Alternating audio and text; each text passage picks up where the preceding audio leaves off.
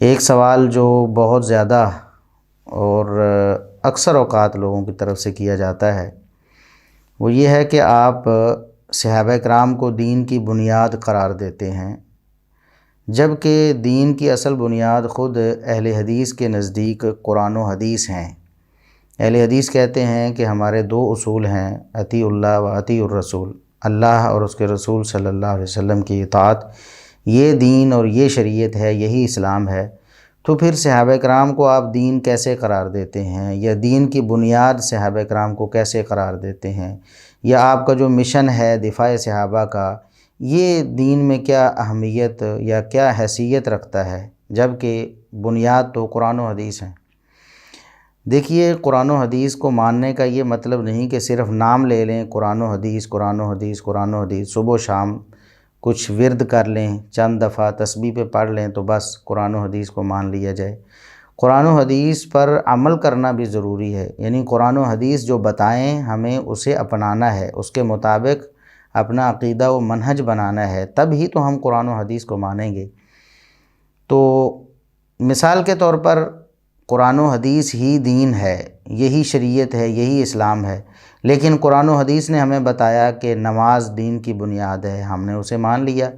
اب نماز کو دین کی بنیاد ماننا، جیسا کہ صحیح بخاری وغیرہ کی حدیث ہے، بنی الاسلام علی خمس، اسلام کی بنیاد 5 چیزوں پر ہے، ان میں سے ایک نماز بھی ہے۔ پہلے توحید و رسالت کی گواہی ہے، پھر نماز ہے، پھر روزہ ہے، زکوٰۃ ہے، حج ہے۔ تو ہم نے ان چیزوں کو بھی دین کی بنیاد مان لیا، جبکہ دین کی بنیاد قرآن و سنت ہی ہیں۔ ان کو کیوں مانا؟ کہ جو اصل بنیاد ہے اس نے ہمیں بتایا کہ یہ بھی بنیاد ہے، ہم نے اس کو بھی بنیاد مان لیا۔ تو نماز، روزہ، حج، زکوٰۃ اور توحید و سنت کی گواہی کو بنیاد ماننا، یہ قرآن و سنت کو بنیاد ماننے کے منافی نہیں ہے۔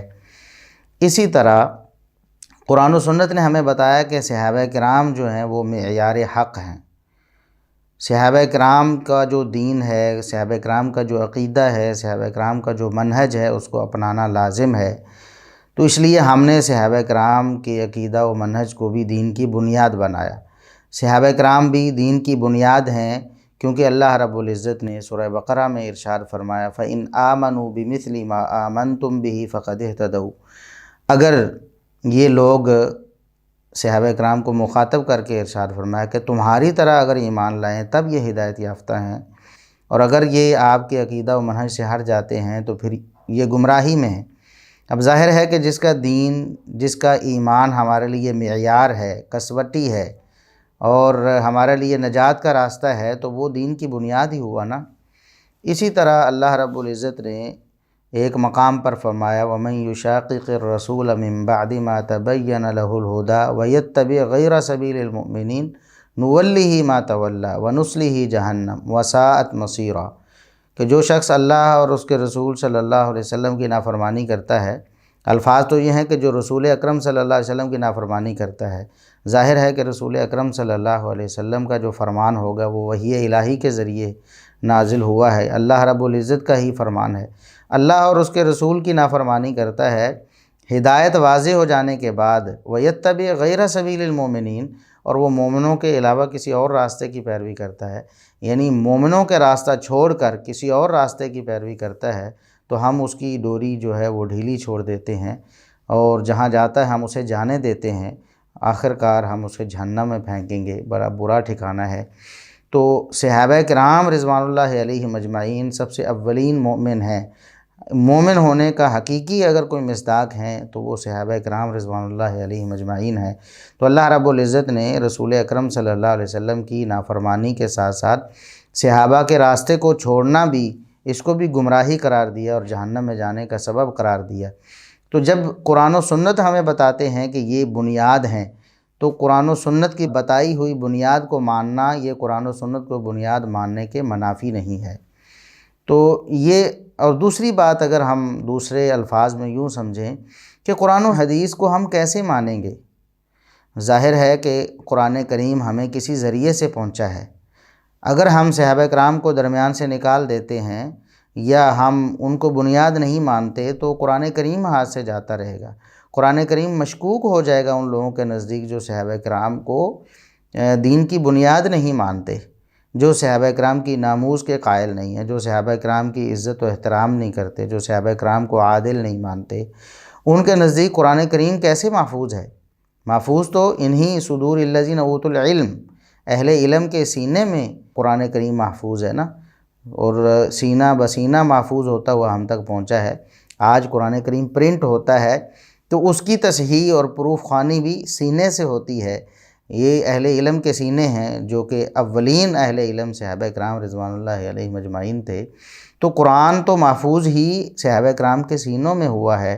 اور اسی طرح نبی کریم صلی اللہ علیہ وسلم کی کتنی ایسی احادیث ہیں جن میں صحابہ کرام کی عزت کرنے، اکرموا اصحابی، میرے صحابہ کی عزت کرو، اسی طرح لا تسبوا اصحابی، میرے صحابہ کے بارے میں ادنا سا کلمہ تنقیص بھی زبان سے ادا نہ کرو۔ اسی طرح عبداللہ بن عمر رضی اللہ عنہما کا جو مصنف ابن ابی شیبہ میں صحیح سند کے ساتھ فرمان ہے جو کہ مرفوع حکمی ہے، لا تسبوا اصحاب رسول اللہ صلی اللہ علیہ وسلم۔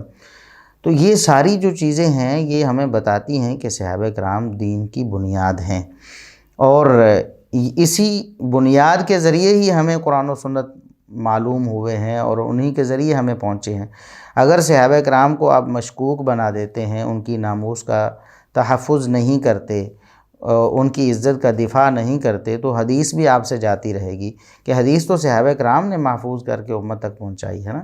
تو اس لیے صحابہ کرام کو دین کی بنیاد کہنا یہ قرآن و سنت کے بنیاد ہونے کے منافی نہیں ہے۔ قرآن و سنت ہی بنیاد ہیں، اور قرآن و سنت صحابہ کرام کے ذریعے ہی پہنچے ہیں، اور قرآن و سنت نے ہی صحابہ کرام کے دین کو اور ایمان کو معیار اور کسوٹی قرار دیا ہے، اور قرآن و سنت نے ہی صحابہ کرام کے فضائل و مناقب بیان کیے ہیں۔ اب وہ شخص قرآن کو کیسے مان سکتا ہے جو شخص کہتا ہے کہ میں قرآن کو ویسے تو مانتا ہوں لیکن صحابہ کرام کی عزت نہیں کرتا، صحابہ کرام کو جنتی نہیں مانتا، صحابہ کرام کو اللہ رب العزت کے مقربین بندے نہیں مانتا؟ وہ شخص قرآن و سنت کو کہاں مانتا ہے؟ وہ تو جھوٹا دعوے دار ہے قرآن و سنت کو ماننے کا۔